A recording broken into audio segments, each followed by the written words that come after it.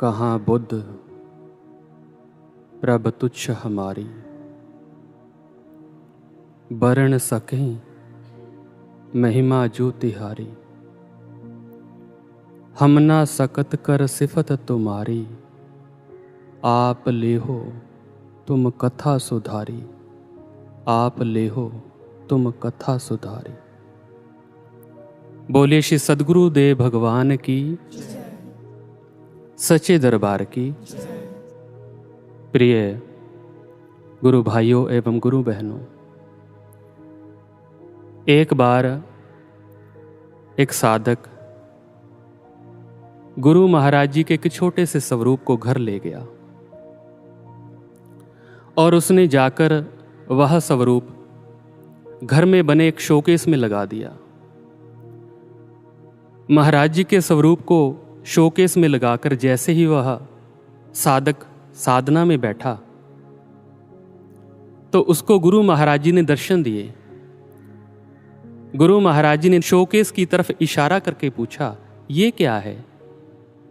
उस साधक ने कहा, महाराज जी आपके स्वरूप को शोकेस में लगाया है। उस साधक ने प्रश्न भरी नजरों से महाराज जी की ओर देखा तो गुरु महाराज जी ने कहा, मैं केवल शोकेस में लगाने के लिए नहीं हूं, अपितु मैं तो दिल में बसाने के लिए हूं। गुरु प्रेमियों, वर्तमान समय में हम सब साधक आपस में यह चर्चा करते हैं और महाराज जी से यह प्रश्न पूछते ही पूछते हैं कि महाराज जी हम आपको अपने दिल में कैसे बसाएं, आपको आपसे हम कैसे प्राप्त करें महाराज जी। और इसी प्रयास में प्रत्येक सप्ताह हम सब साधक इस गुरु कथा को, या यूं कहें आशु कथा को कहते और सुनते हैं, जिसमें गुरु महाराज जी की चर्चा करते हैं। क्योंकि एक भक्त के जीवन में गुरु की बात बिना, गुरु की चर्चा बिना हर बात अधूरी है, बेमायने है। इसलिए एक भक्त ने बड़ी सुंदर बात कही है, हर बात अधूरी है बिना आपकी बात के, मेरी हर सांस अधूरी है बिना तेरे एहसास के। कुछ भी नहीं उस महफिल में तू जहां है नहीं, हर महफिल अधूरी है बिना तेरे आगाज के। गुरु प्रेमियों, हमें अपने गुरु की बातें करनी हैं, क्योंकि बातें ही तो यादों का आधार बनती हैं। शुरुआत होती है चर्चा से, गुरु की बातों से, और फिर प्रेम जागृत होता है और उनसे बात करने को मन करता है।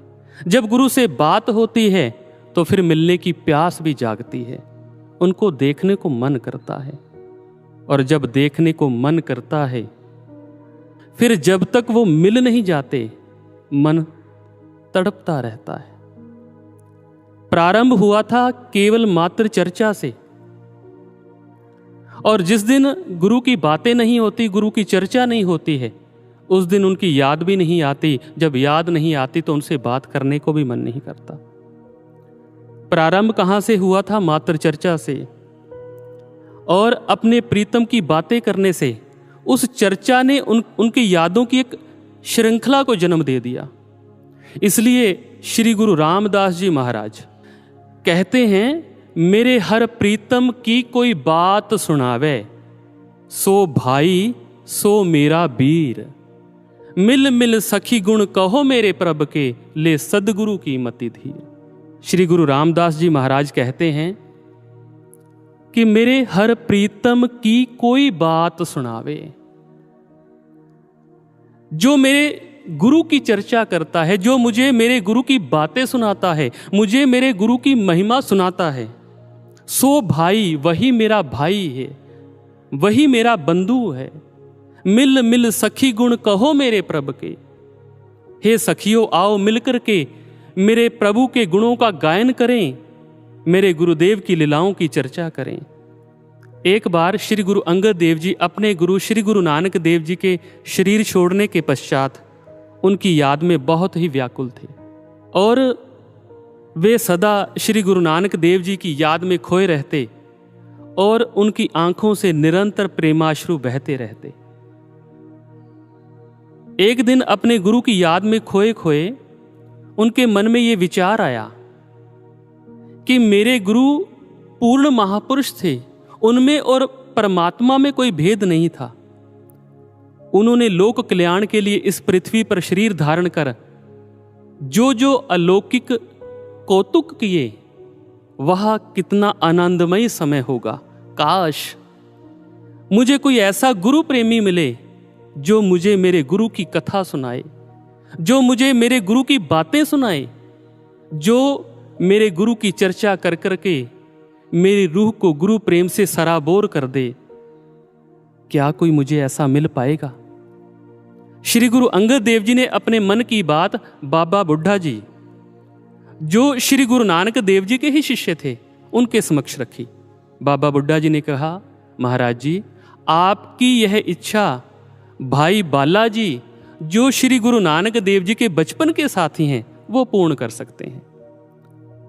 जैसे ही श्री गुरु अंगद देव जी ने भाई बालाजी का नाम सुना तो प्रेम विभोर हो उठे और तुरंत उन्होंने भाई बालाजी को बुला भेजा।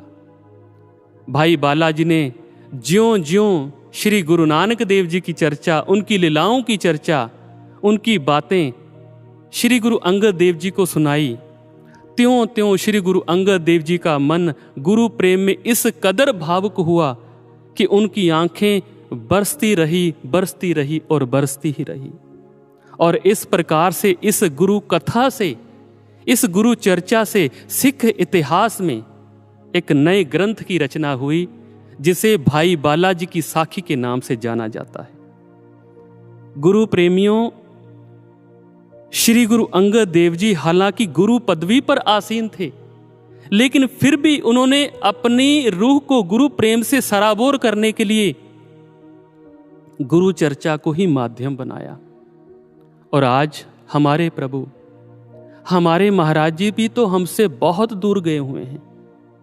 एक अरसा हो गया उनको अपने इस परिवार से दूर गए हुए, एक अरसा हो गया उनका बाहर से दर्शन किए हुए, एक लंबा अंतराल हो गया है उनकी उस जीवन प्रदायिनी मुस्कान को देखे, जिसको देख करके बंजर हृदयों में भी पुष्प खिल उठते हैं। गुरु भाइयों बहनों, फिर हम क्या करें? आइए अपने गुरु महाराज जी से ही पूछ लेते हैं। एक बार एक गुरु बहन का मार्गदर्शन करते हुए गुरु महाराज जी ने कहा, एक बात याद रखना, तुम जहां भी जाओ सदा मेरी ही चर्चा करनी है, मेरी ही बातें सुनानी है, गुरु महिमा ही सुनानी है। चाहे तुम कहीं भी बैठो, चाहे आपस में बैठो, चाहे संगत में जाओ, सबको उस समय आशुमय बना देना है। उस समय सारा वातावरण आशुमय हो जाना चाहिए, सब आशु आशु आशु आशु हो जाना चाहिए। फिर देखना वहां जो भी शख्स बैठा होगा, सबके मन, सबके हृदय शांत हो जाएंगे। सदा गुरु की ही चर्चा करनी है, सदा गुरु की ही बातें सुनानी है। महाराज जी ने कहा, ऐसा नहीं कि गुरु के बातें, गुरु की चर्चा केवल तुम लोगों तक सीमित रहती है, वो तो पूरे ब्रह्मांड में गूंजती है, वो तो पूरे वातावरण में प्रसारित होकर के उसको भी शुद्ध कर देती है। और जब गुरु की महिमा, गुरु की बातें हवा में फैलती हैं, जो भी व्यक्ति उस हवा के संपर्क में भी आता है तो उसके हृदय में भी भक्ति भाव जागृत हो जाता है। ये है गुरु चर्चा का, गुरु की बातों का प्रभाव। गुरु महाराज जी ने कहा, जब भगवान श्री कृष्ण और गोपियों में रास लीला हुई, गोपियों के मन में अहम भाव जागृत हो गया कि शायद हम विशेष हैं, इसलिए श्री कृष्ण हमसे रास करने आए हैं। इससे भगवान श्री कृष्ण उनके बीच में से अदृश्य हो गए। जब प्रभु अंतर्धान हुए तो गोपियां विचलित हो गई। हालांकि यह भगवान श्री कृष्ण जी की लीला ही थी, क्योंकि गोपियों के मन में जो थोड़ा अहम भाव रह गया था वो उसको भी समाप्त कर देना चाहते थे। जैसे ही प्रभु अदृश्य हुए तो उनका वो साकार सानिध्य मिलना बंद हो गया, जो गोपियों को आनंदित करता था, जो जीवन का आधार था। तब जानते हैं गोपियों को क्या सूझा। गुरु महाराज जी ने कहा, तब गोपियों को प्रभु की लीलाएं सूझ गई, उनको प्रभु की चर्चा सूझ गई और वो प्रभु की बातें करने लगे, प्रभु की चर्चा करने लगे। और उनकी लीलाओं की चर्चा करते करते वो उनका अनुसरण भी करने लगी। कैसे? एक गोपी श्री कृष्ण बन गई, एक गोपी ने माँ यशोदा का रूप बना लिया और वो उनको ओखल से बांधने लगी। इसी प्रकार से एक गोपी कालिया नाग बन गई, एक गोपी श्री कृष्ण बन गई और वह कालिया नाग का मर्दन करने लगी। इस प्रकार श्री कृष्ण की लीलाओं की चर्चा और उनका अनुसरण करते करते वो इतनी तन्मय हो गई, उनकी चर्चा में, उनकी बातों में वो इतनी तन्मय हो गई कि उनका अहम भाव श्री कृष्ण में ही विलय हो गया। और उनका अहम भाव समाप्त होते ही गुरु महाराज जी ने कहा, जहां अहम नहीं होता है वहां प्रभु होते ही हैं। और वो कहीं गए भी नहीं थे, वो तो अहम भाव के कारण से गोपियों को दिखने बंद हुए थे। जैसे ही श्री कृष्ण की चर्चा में गोपियां तन्मय हुई, वो श्याममयी हुई, तो प्रभु ने अपने आप को प्रकट कर दिया। जब प्रभु प्रकट हुए तब हुआ था महारास। तब हर गोपी के अपने एक भगवान थे। इसलिए जो गुरु की चर्चा है, जो गुरु की बातें हैं, उनमें बहुत शक्ति होती है। उनमें हमारे अहम भाव को गलाने की, मिटाने की भी शक्ति होती है, क्योंकि वह प्रभु की चर्चा है, वो परम गुरु सत्ता की चर्चा है जो ब्रह्म स्वरूप है। एक बार गुरु महाराज जी ने एक साधक को बताया, जो सदगुरु की बातें होती हैं, जो मेरी चर्चा है ना, वो यूं ही नहीं मिलती सुनने को, यूं ही नहीं कही जाती, वह तो हमारी विशेष कृपा होती है, क्योंकि उसको सुनकर के वैराग्य पैदा होता है। महाराज जी ने कहा, नहीं, वैराग्य नहीं कहते, उसे वैराग्य रस कहते हैं। वो उत्पन्न होता है जो सर्वोत्कृष्ट है। उस वैराग्य रस में हमारे विकार, हमारे विषय वासनाएं सब नीचे हो जाते हैं। इसलिए गुरु की चर्चा में बहुत शक्ति होती है। गुरु की बातें हमारे मन की समस्त मलिनता को धो डालने की शक्ति रखती हैं। वो हमारे अंदर वैराग्य रस उत्पन्न करने का सामर्थ्य रखती हैं। और गुरु महाराज जी ने कहा, जब स्वाध्याय करने से तुम्हारे भीतर अवगुण और तुम्हें अपनी कमजोरियों का भान हो, तो ज्यादा से ज्यादा गुरु चर्चा सुननी चाहिए, ज्यादा से ज्यादा गुरु चर्चा करनी चाहिए। गुरु चर्चा में तो हमारे पिछले पाप संस्कारों को भी समाप्त करने की शक्ति है। एक बार एक साधक का मन नकारात्मक विचारों से भर उठा। वह इस ज्ञान मार्ग पर चलते चलते उसको घुटन सी महसूस होने लगी। उसके मन में विचार पैदा होने लगे कि क्यों ना मैं इस मार्ग को ही छोड़ दूं। तभी उसे ख्याल आया, क्यों ना मैं अपने मन की अवस्था महाराज जी से शेयर करूं, महाराज जी को बताऊं। उस समय मोबाइल फोन नहीं हुआ करते थे। गुरु महाराज जी से बात भी एसटीडी पर जाकर ही करनी होती थी। तो वो भाई, वो साधक बाहर जाकर के उसने महाराज जी को फोन मिलाया और अपने मन की सारी व्यथा बता दी। महाराज जी, मेरा मन बहुत परेशान है, ना यह साधना में लग रहा है, ना ये सेवा में लग रहा है, और मुझे अजीब सी घुटन महसूस हो रही है, और मैं मन की इस अवस्था से लड़ते लड़ते थक गया हूं महाराज जी। और ऐसा कहकर के वो साधक फूट फूट कर रोने लगा। हमारे ममतामयी गुरुदेव का हृदय प्रेम से छलक उठा। महाराज जी ने कहा, घबराओ नहीं, परेशान मत होना, तुम्हारा कोई पूर्व जन्म का बहुत भयंकर संस्कार सामने आ गया है जो तुम्हें भक्ति मार्ग से विचलित कर रहा है। तुम अभी आश्रम वापस जाओ। और महाराज जी ने एक साधक का नाम लिया, उसको बोलो, उसको जितनी मेरी बातें याद हैं तुम्हें सुनाए, मेरी चर्चा करे, तुम अभी वापस जाओ। वह साधक जैसे ही आश्रम लौटा और उसने उस दूसरे साधक को गुरु महाराज जी का संदेश सुनाया, तो उस साधक ने गुरु चर्चा शुरू कर दी। एक बार मैं महाराज जी के चरणों में बैठा था तो गुरु महाराज जी ने ये कहा, मैंने ये प्रश्न किया तो गुरु महाराज जी ने ये समझाया, फलां प्रेमी की महाराज जी ने ऐसे रक्षा की, फलां प्रेमी को महाराज जी ने ऐसे भक्ति का दान दिया, और ऐसे गुरु चर्चा आगे बढ़ती गई। जैसे ही वह साधक गुरु चर्चा को सुनता गया, उसके मन की स्थिति बदलनी शुरू हो गई। और उस साधक ने बताया कि शाम ढलते ढलते मेरा मन पूर्णतः स्वस्थ हो चुका था। अब वह साधक गुरु चर्चा की, गुरु की बातों के इस प्रत्यक्ष प्रभाव को अनुभव कर चुका था। उसने मन में विचार किया कि केवल मात्र महाराज जी की बातें करने से, महाराज जी की चर्चा करने से ना केवल मेरे पूर्व जन्म का संस्कार कट गया, बल्कि मेरी आत्मा भी वैराग्य रस में नहा उठी है। तो गुरु के दिव्य प्रेम को पाकर के उसके हृदय के भाव एक हुक बन करके निकल पड़े।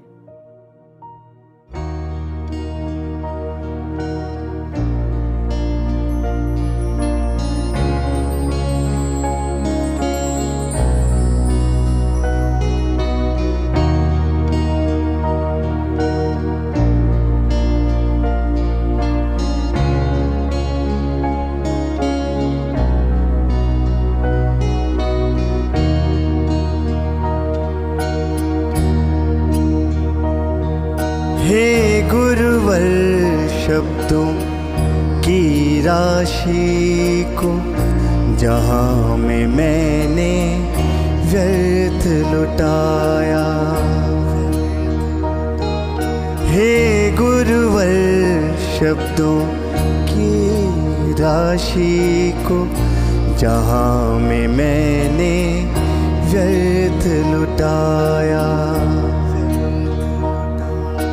जो हृदय में तेरी प्यास जगाए कोई ऐसी रचना पाया। तेरी प्रेम वर्षा में भीग मैं जाऊं, अब ऐसी बरसात हो। हे आशुतोष परम परमेश्वर, अब बस आपकी बात हो। हे आशुतोष परम परमेश्वर, अब बस आपकी बात हो। तेरे अफसानों की लौ से रोशन मेरी हर प्रभात हो। हे आशुतोष परम परमेश्वर, अब बस आपकी बात हो।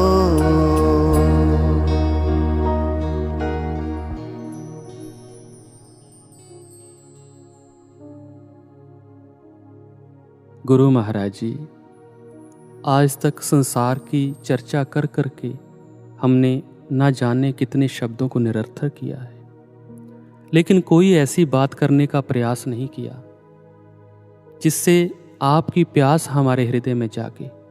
हे प्रभु, मुझ दीन पर कृपा करें। अब मैं आपकी चर्चा में मगन रह कर के ही आपके प्रेम में भीगता रहूं। अब मेरी जीवा पर केवल आपकी बात हो, आपकी लीलाओं की चर्चा से ही मेरे प्रत्येक दिन की शुरुआत हो। एक बार एक साधक को गुरु महाराज जी ने कहा, अब एक ऐसा अभियान चलाओ जो जहां खड़ा हो चाहे बैठा हो, इधर उधर की बातें ना करके मेरी ही चर्चा करे, गुरु के गुणों का ही गायन करे, गुरु महिमा की बात ही करे। इससे क्या होगा?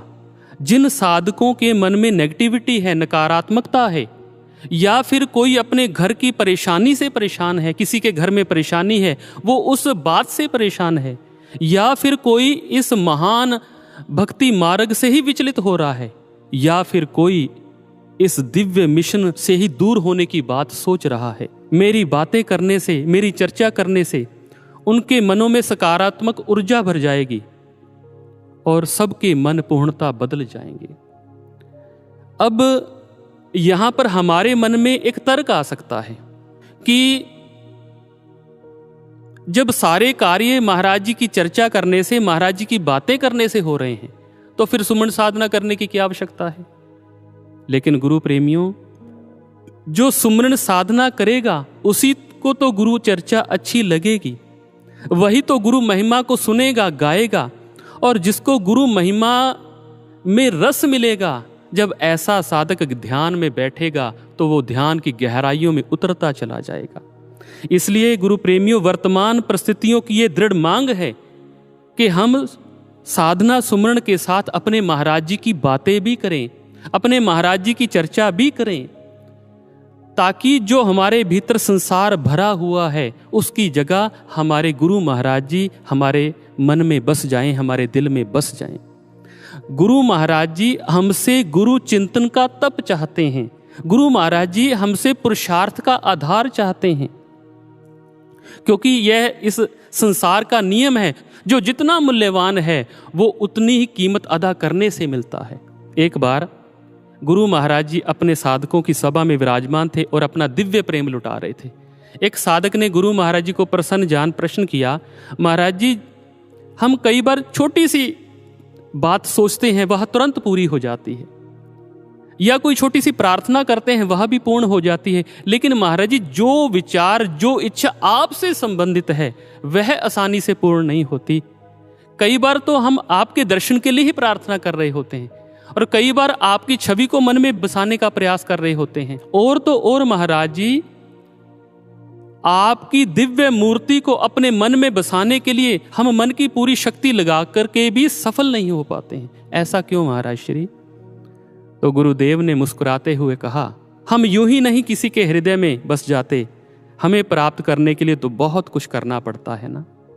गुरु महाराज जी चाहते हैं हम उनकी चर्चा करके, हम उनकी बातों में मगन रह करके उनको पुरुषार्थ का आधार दें, और वो हम पर कृपा करके हमारे हृदय सिंहासन पर आरूढ़ हो पाएं।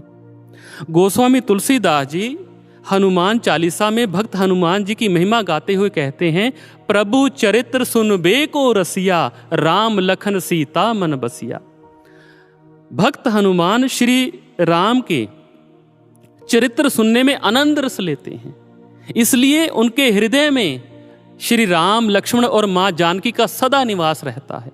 श्री हनुमान जी का श्री राम कथा अनुराग पराकाष्ठा को प्राप्त है, क्योंकि वो प्रभु के अनन्य प्रेमी हैं, और उन्होंने तो श्री राम कथा को अपना जीवन आधार ही बना लिया है।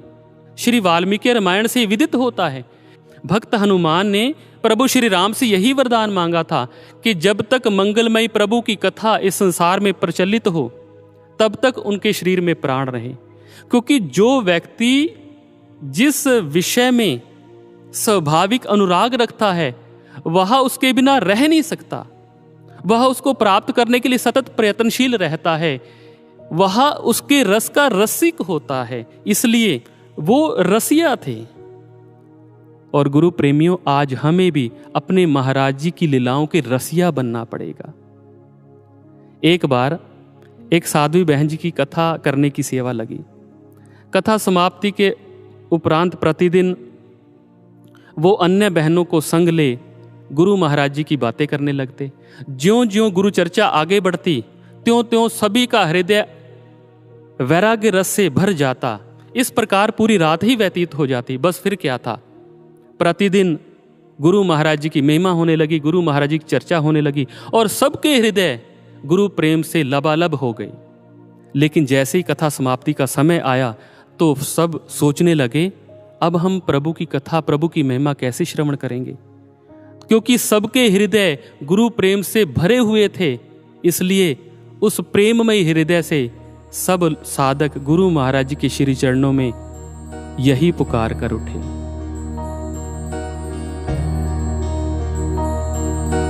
तेरे प्रेमी जनों का संग हो नित, रह रह कर तुझको याद करूं।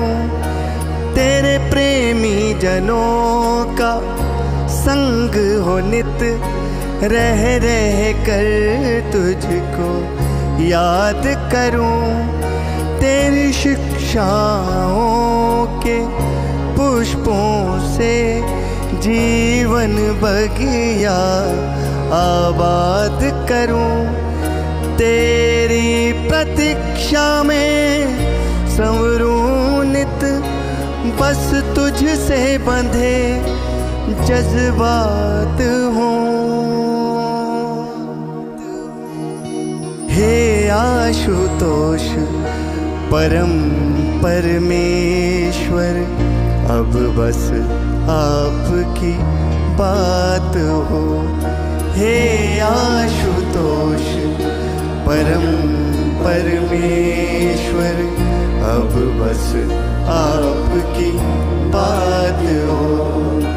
तेरे अफसानों की लौ से रोशन मेरी हर प्रभात हो। हे आशुतोष परम परमेश्वर अब बस आपकी बात हो।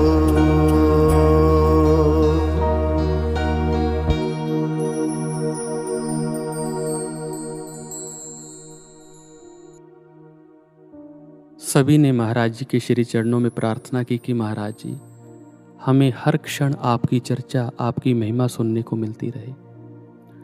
और जब कथा समाप्ति के उपरांत बहनें गुरु महाराज जी को मिलने गई तो उन्होंने बताया कि महाराज जी किस प्रकार इस बार कथा के अलावा हमने आपकी बहुत सारी बातें की और आपकी चर्चा करते हुए पूरी रात्रि व्यतीत हो जाती थी महाराज श्री। तो गुरु महाराज जी अत्यंत प्रसन्न हुए और आशीर्वाद देते हुए बोले, तब तो तुम्हें बहुत सारी दिव्य शक्तियां प्राप्त हो गई होंगी ना, क्योंकि जब निरंतर गुरु चर्चा करते हैं, गुरु की बातें करते हैं, तो हमारे भीतर जो संसारिकता भरी है वो गुरु की बातों से रिप्लेस हो जाती है। भक्त नामदेव जी के एक शिष्य हुए हैं चोखा मेला। तन हमेशा आजीविका कमाने में व्यस्त रहता, लेकिन मन गुरु महिमा गाने में, जीवा गुरु के गुणों का गायन करने में मस्त रहती, व्यस्त रहती। एक बार वो अपने साथी मजदूरों के संग एक विशाल दीवार का निर्माण कर रहे थे और साथ ही साथ गुरु महिमा के अभंग रच रहे थे। धन्य धन्य नाम देवा केला उपकार जीवा, धन्य धन्य हो मेरे गुरुदेव नामदेव, आपके अनंत उपकार हैं मुझ पर। इस प्रकार से अभंग रचते हुए वह अपने कार्य को कर रहे थे। कई बार हम में से कुछ साधक यह तर्क करते हैं कि हम गुरु महाराज जी को याद करें या सेवा करें, याद करें या गृह कार्यों को निपटाएं। अगर गुरु महाराज जी की याद में, गुरु की याद में रोते धोते ही रहेंगे तो फिर आश्रम की सेवा कैसे करेंगे? हमें अपने गृह कार्यों को निपटाएंगे कैसे? गुरु प्रेमियों, गुरु की याद, गुरु का प्रेम, उनकी चर्चा, उनकी बातें कभी भी सेवा या गृह कार्यों में रुकावट पैदा नहीं करती हैं। हमारे महापुरुष तो यहां तक कहते हैं, धिक्कार है ऐसे कार्य को जो हमें हमारे गुरु की याद ही भुला दे। गुरु का प्रेमी तो दुगना चौगुना काम करता है, क्योंकि उसके अंदर निराशा पैदा ही नहीं होती। वो सदैव भीतर से खिला रहता है। और हम सब साधकों का ये निजी अनुभव है कि जब हम सेवा कार्य को गुरु महाराज जी को याद करते हुए करते हैं तो थकान हमारे कदमों से कोसों दूर रहती है। ये हम सभी का अनुभव है। और क्या ऐसी सेवा, ऐसा कार्य जिसमें गुरु का चिंतन नहीं, गुरु की याद नहीं, गुरु को स्वीकार है? एक बार एक दिव्य अनुभूति में एक गुरु बहन जी को दर्शन देते हुए महाराज जी ने बड़े ही मायूस स्वर में कहा, तुम सब लोग सेवा तो कर रहे हो ना? बहन जी ने कहा, जी महाराज जी। महाराज जी ने कहा, हाँ सेवा कर रहे हो। कोई स्वच्छता की सेवा कर रहा है, कोई पंडाल की सेवा कर रहा है, कोई सुरक्षा की सेवा में डटा हुआ है। तो वह बहन जी गुरु महाराज जी की बातों को सुनकर हाँ में हाँ मिलाते हुए कह रही थी, जी महाराज जी सब ऐसे ही होता है। तो गुरु महाराज जी ने कहा, तुम जब सेवा करते हो तो तुम सबका ध्यान तो इधर उधर की वस्तुएं, स्थान या व्यक्ति विशेष पर ही लगा रहता है। उस सेवा में मैं तो कहीं नहीं होता ना मेरा चिंतन, ना मेरा ध्यान। याद रहे, जिस सेवा में गुरु की याद नहीं वह सेवा भी सार्थक नहीं होती है। तुम्हारी हर सेवा सार्थक हो इसलिए गुरु से जुड़ करके सेवा किया करो, गुरु चिंतन करते हुए सेवा किया करो, मेरी बातें, मेरी चर्चा करते हुए सेवा किया करो। और गुरु प्रेमी रही बात समय निकालने की, तो जो गुरु का प्रेमी है वो गुरु की बातों के लिए, गुरु की चर्चा करने के लिए कोई ना कोई युक्ति खोज ही लेता है। इसलिए चोखा मेला ने भी ऐसी बहुत सारी युक्तियों को खोज लिया था अपने गुरु नामदेव की चर्चा करने के लिए। और गुरु महिमा के अभंग गाते हुए वह उस विशाल दीवार का निर्माण कर रहे थे कि अचानक से एक तूफान आया, वो दीवार ढह गई और अन्य साथी मजदूरों के संग चोखा मेला भी मलबे में समा गए। चोखा मेला के लिए तो यह सारे ही संसारिक बंधनों से मुक्ति थी।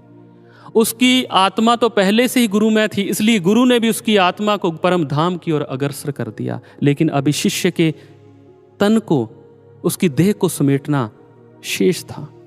इसलिए गुरु नामदेव घटना स्थल की ओर चोखोबा चोखोबा पुकार कर दौड़ उठे। लेकिन यह क्या, वहां तो मलबे के साथ साथ अस्थियों का भी पहाड़ है।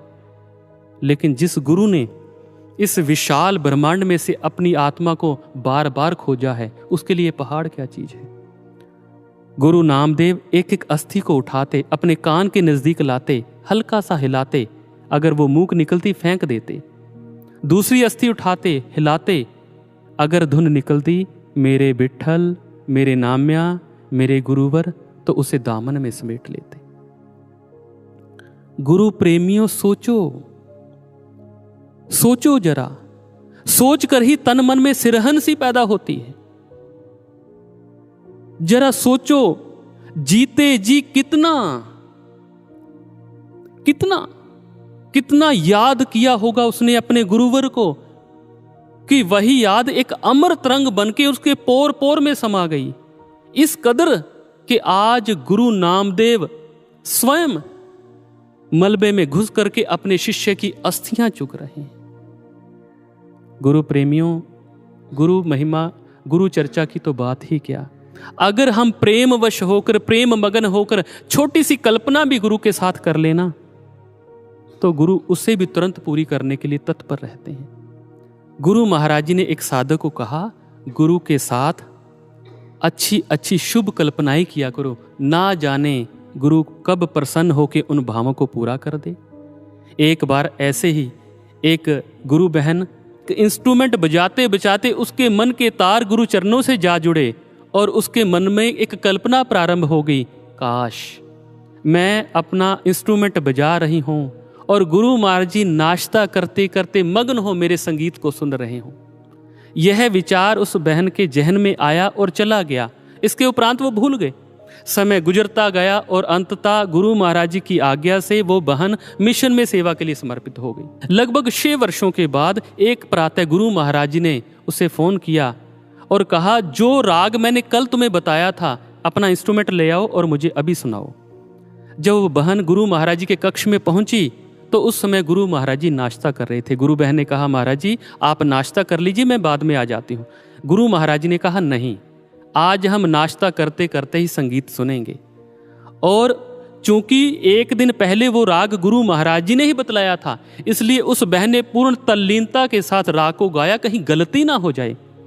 और गुरु महाराज जी प्रेम मगन हो नाश्ता करते करते संगीत सुनते रहे और उसके बाद उस बहन को जाने के लिए कह दिया। जैसे ही वो बहन अपने कमरे में पहुंची, इंस्ट्रूमेंट रखा, यह क्या, अचानक से उसे 6 वर्ष पुरानी अपनी वो कल्पना स्मरण हो आई।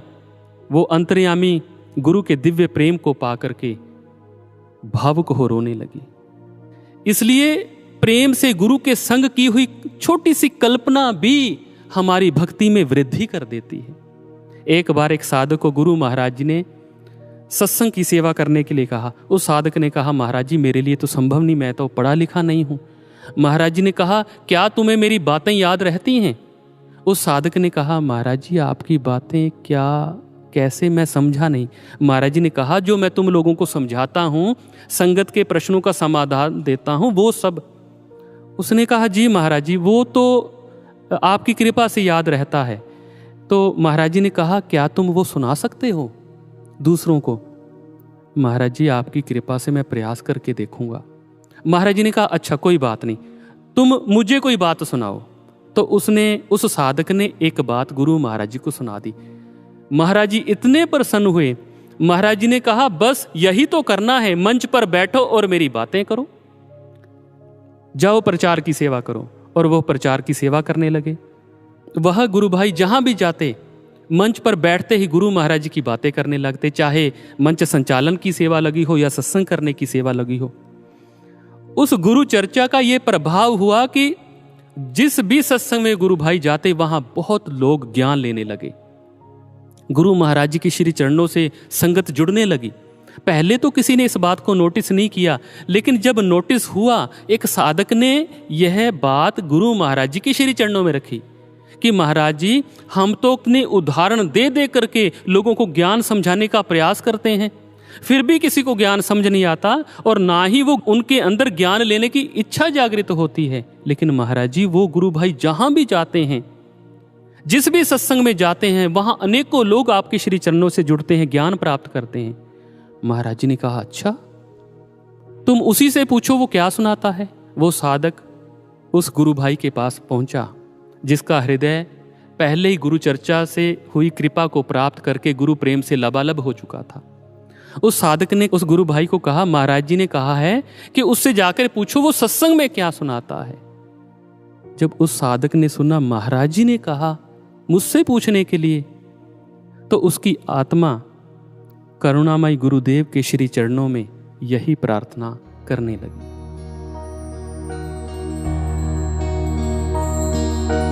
तेरे दुलार की आस में हूँ, तेरा बनने के प्रयास में हूँ। तेरे दुलार की आस में हूँ, तेरा बनने के प्रयास में हूँ। तेरी चाह में हृदय दीपक सा जले, तेरी यादों के मधुमास में हूँ। तेरे काबिल बन जाऊं मैं इससे पहले, जीवन की रात हो।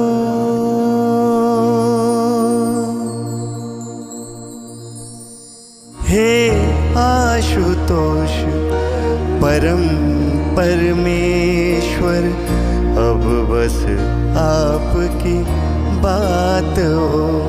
हे आशुतोष परम परमेश्वर, अब बस आपकी बात हो।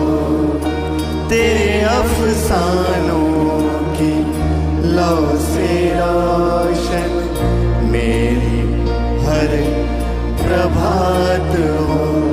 हे आशुतोष परम परमेश्वर, अब बस आपकी बात हो।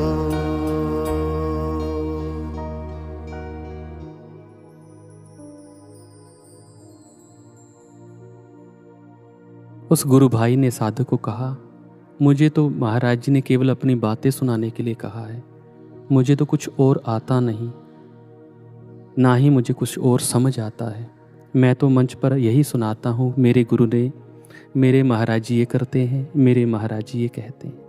जब उस साधक ने लौट करके यह बात गुरु महाराज जी को बतलाई, तो महाराज जी प्रसन्न होकर के बोले, जहाँ भी मेरी चर्चा होगी, जहाँ भी गुरु महिमा सुनाई जाएगी, वहाँ ऐसा होगा ही होगा, क्योंकि जहाँ गुरु की बातें होती हैं, जहाँ गुरु चर्चा होती है, वहाँ दिव्य शक्तियाँ आशीर्वाद देने के लिए जो आती हैं। एक साधक को कुछ दिन पूर्व गुरु महाराज जी ने कहा, मेरी स्मृतियों को बार बार याद किया करो, मेरी स्मृतियों में ही खोए रहा करो, जिससे गुरु क्षण भर के लिए भी तुम्हारे हृदय से विस्मृत ना हो। फिर देखना तुम्हारे महाराज जी तुम्हारे हृदय में कैसे बसने लगते हैं। फिर तुम्हें समय और स्थान की दूरी का भी भान नहीं होगा, क्योंकि जैसे जल बिच कुमुद बसे, चंदा बसे आकाश, जो जाके हृदय बसे सोई ताके पास। जैसे जल में कुमुद बसता है, कमल बसता है, और चंद्रमा दूर आकाश में रहता है, इतनी दूरी होने पर भी दोनों का प्रेम बना रहता है। कैसे? चंद्रमा का जो प्रतिबिंब है वह जल में कमल के पास पड़ता है, इसलिए उसको ये दूरी प्रतीत नहीं होती, उनका प्रेम बना रहता है। जो जाके हृदय बसे, महाराज जी ने कहा, जो जिसके हृदय में बसता है वो उसी के पास है। गुरु महाराज जी हमारे हृदय में बस करके अपने प्रत्येक शिष्य को एक ऐसा आईना बना देना चाहते हैं जिसमें से संसार उनका दर्शन कर सके। गुरु महाराज जी अपने प्रत्येक साधक को एक ऐसा यंत्र बना देना चाहते हैं जिसमें से हर पल हर हाल में गुरु का ही सुर निकले। गुरु प्रेमियों, इसलिए श्वास श्वास सुमरण और साधना के साथ साथ अपनी आत्मा को, अपने मन को, अपने संपूर्ण अस्तित्व को गुरु में बनाने की एकमात्र यही प्रक्रिया है, यही वह प्रोसेस है जिससे ना केवल हमारी आत्मा, ना केवल हमारा मन, अपितु हमारा पोर पोर, हमारा रोम रोम आशु में बन सकता है, गुरु में बन सकता है। और अंत में आइए गुरु महाराज जी के श्री चरणों में हम सब भाई बहन मिलकर के यही प्रार्थना करें, आशु नाम की चादर तन पे अंतिम वस्त्र हमारा हो, अंतिम सफर पे जब हम निकलें ओम श्री आशुतोषाय नमः का नारा हो। अंतिम सफर पे जब हम निकलें ओम श्री आशुतोषाय नमः का नारा हो, ओम श्री आशुतोषाय नमः का नारा हो।